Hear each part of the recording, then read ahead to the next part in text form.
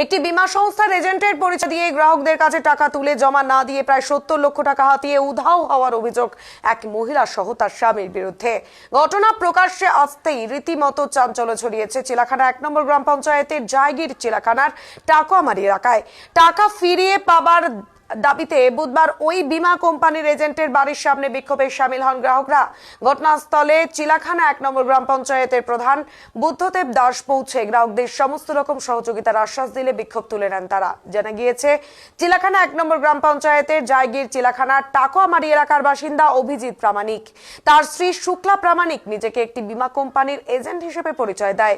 সেই মতো গ্রামের সহজ সরল সাদাসিধে মহিলাদের মগজ ধোলাই করে তাদের কাছ থেকে পলিসি করিয়ে নেয় এবং পলিসি করিয়ে প্রথম রসিদ হাতে দিয়ে সাধারণ মানুষদের বিশ্বাস অর্জন করেছিলেন ওই অভিযুক্ত। স্ত্রী শুক্লা প্রামাণিকের কাজে সহায়তা করে স্বামী অভিজিৎ প্রামাণিক। গ্রামের সহজ সরল মহিলাদের সুকৌশলে এমআইসি পলিসি ফিক্সড ডিপোজিট করার নাম করে ১ লক্ষ টাকা হাতিয়ে লক্ষ টাকা হাতায় এলাকা থেকে বলে এমনটাই অভিযোগ। রসিদ চাইলে বিভিন্ন টালবাহানা দিতে ওই অভিযুক্তরা। অবশেষে প্রায় মাস দেড়েক আগে গ্রাহকরা বাড়িতে এসে দেখতে পান বাড়ির মূল গেটে তালা মারা রয়েছে। ফোন করলে মোবাইল বন্ধ। মহিলাদের অভিযোগ, একজনের কাছ থেকে পলিসি করলেও অপরজন জানতো না। অনেকেই সরকারি দলের টাকা নিয়েছেন ফিক্সড করবেন বলে, আবার কেউ জমি বন্ধক রেখে, গহনা বন্ধক রেখে এবং মেয়ের বিয়ের জন্য জমানো টাকা রেখেছেন ওই অভিযুক্তের কাছে ফিক্সড করবেন। ওই এলাকা থেকে প্রায় ১৫ থেকে ১৬ জন মহিলা পুরুষের কাছ থেকে বীমা কোম্পানির পলিসি করানোর নাম করে টাকা তুলেছেন অভিযুক্তরা। শুধু ওই এলাকাতেই প্রায় ৬০ থেকে ৭০ লক্ষ টাকা তুলেছেন অভিযুক্তরা। ঘটনা প্রকাশ্যে আসতেই আরো গ্রাহকের সংখ্যা বাড়ছে। বিষয়টি নিয়ে গ্রাম্য সালিশি বসলে অভিযুক্তদের আর পাত্তা নেই। শেষে মঙ্গলবার সন্ধ্যায় তুফানগঞ্জ থানায় লিখিত অভিযোগ দায়ের করেন তারা। থানা সূত্রে খবর, ঘটনার তদন্ত শুরু করেছে পুলিশ।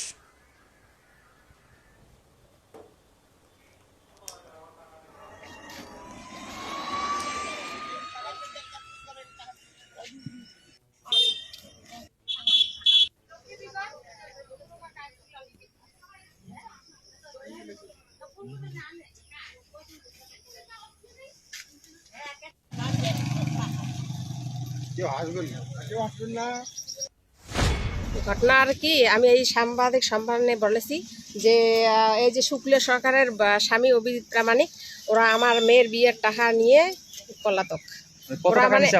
আমার কাছ থেকে ১৭.৫ লাখ নিছে। আমার মেয়ের ১৭ লাখ? হ্যাঁ, আমার মেয়ের কাছ থেকে ১.৫ লাখ নিছে। আর এছাড়া বলে যে মানে খাতিরে বলে যে তোমাদের এলআইসি করে দেব, ফিক্সড করে দেব। আপনি যে টাকাটা দিয়েছেন কোন ভিত্তিতে দিয়েছেন টাকাটা? মানে এলআইসির কথা বলেছে। উনি কি এলআইসির মানে এজেন্ট? আপনারা জানেন? এলআইসি করে দিয়েছে, আমাদের কাছে দলিল আছে, দলিলপত্র আছে।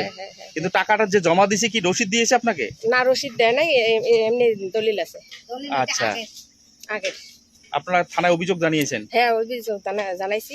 এখন কি চাচ্ছেন আপনারা? এখন চাচ্ছি যে মানে ভালো যেন একটা ওর ব্যবস্থা হয়, মানে আমরা যেন সবাই গরিব মানুষ, আমরা যেন একটা উপকার পাই, টাকা যেন ফিরে পাই। ঘটনা আর কি, আমি এই আমার ২.৫ লাখ টাকা শুক্লা প্রামাণিক নিয়েছে পলিসি করার জন্য, এলআইসি পলিসি করার জন্য। আমার একটা প্রতিবন্ধী মেয়ে আছে, প্রতিবন্ধী মেয়েটার চিকিৎসা করার জন্য আমরা টাকা রেখেছি। সেই টাকা ও বলে কি যে একটা পলিসি করে দিব, এত টাকা লাভ হবে এত বছর, ১ বছরে, তার জন্য একটা পলিসি করে দিব, প্রতিবন্ধী বাচ্চা তোর একটা ভবিষ্যৎ হবে, এইভাবে বলেছিল। তারপর টাকা নিয়ে ১ তারিখে পালিয়ে গেছে। বাড়িতে এখন তালা মারা? হ্যাঁ, বাড়ি তালা মারা।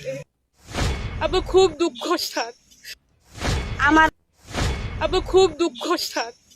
আমি ছোট থাকি মানুষ, আমি কষ্ট করি, আমি এটা সবাই জানে, দাদা ভাইয়ের সবাই জানে। 2টা ছেলে আছে, খুব কষ্ট করে মানুষ করছি। এখন তো বড় ছেলে আমাকে ভাত দেয় না, ছোট ছেলে আছে একটা অব্দি দেখে না। আমাকে বলে কয় পিসি কিছু পয়সা যদি আসে তাহলে ভাইয়ের জন্য দাও, তোমার নামে আমি একটা এলআইসি করি, তুমি মারা যাও তাহলে ভাইয়ের ভবিষ্যৎ হবে। এইভাবে আমি না খাইয়াম, না দেয়া, না পড়ে আমি টাকাটা দিছি স্যার। আমি আজকে কত টাকা দিয়েছেন? আমার কাছে নিচে ১,২০,০০০। ১,২০,০০০ টাকা? কত কষ্ট করে দিছি, কত মানুষ সকালে করে, আমি কিছু করি না, ছেলেটার কথা ভাবিয়ে দিছি। এরা সবাই জানে স্যার যে ছেলেটা আমার কি রকম, আমি কি রকম। আচ্ছা, তারপরে কি ওনাকে এসে আর পাওয়া যায় না? তারপরে আমাকে কি ১ তারিখে টান দিছে, কয় পিসি আমি ১ তারিখে তোমাকে দিয়ে দেবো কাগজটা। তারপরে ১ তারিখে আসি দেখি নাই ওরা। ওনারা কতদিন আগে বাড়ি তালা মেরে চলে গেছে? কখন গেছি আমি দেখিনি স্যার, আমি তো একটু ফাঁকে থাকি। সেটা কয় মাস হলো? প্রায় এটা 3 মাস হলো। 3 মাস হলো হ্যাঁ পালায় গেছে। 3 মাস হলো। আমাকে টেনে স্যার আমার কিছু উপায় করে স্যার। আমার ছেলেটা মনের দুঃখে বাড়ি থেকে পালাই গেছে স্যার। আমার ছেলেটা মনের দুঃখে বাড়ি ছাড়ে গেছে স্যার।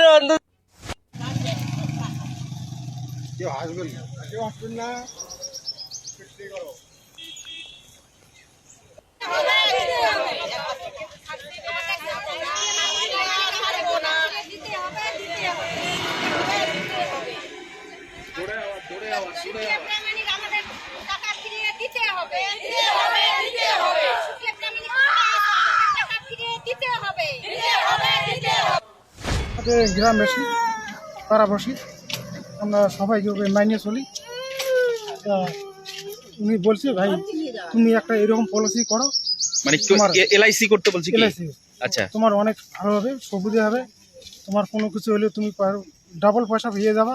যাই এই জন্য কথাবার্তা বলছিল, কিন্তু আমরা ওর কথা মতো চলছিলাম। তা আমার সঙ্গে যোগাযোগ একটু কমে গেছিলো, আমার বাড়িওয়ালার সঙ্গে যোগাযোগ করছে, করে এরকম করে পয়সা নিয়েছে। কত টাকা নিছে আপনার কাছ থেকে? আমার কাছে 2.5 লাখ টাকা নিয়ে নিছে। আচ্ছা, 2.5 লাখ টাকা। হ্যাঁ, 2.5 লাখ আপনি যে টাকাটা দিলেন কোনো রসিদ দিয়েছে আপনাকে? কোনো রসিদ দেয় নেই।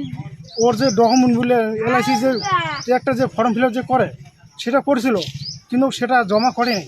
আচ্ছা, আপনাকে অফিসে আপনারা যোগাযোগ করেছেন? অফিসে আমরা যাই নাই ওর কাছে। ও একটা তখন কী করছিল, 6,000 টাকার একটা পলিসি করছিল, আর বাকি টাকা ও পলিসি করে নেই।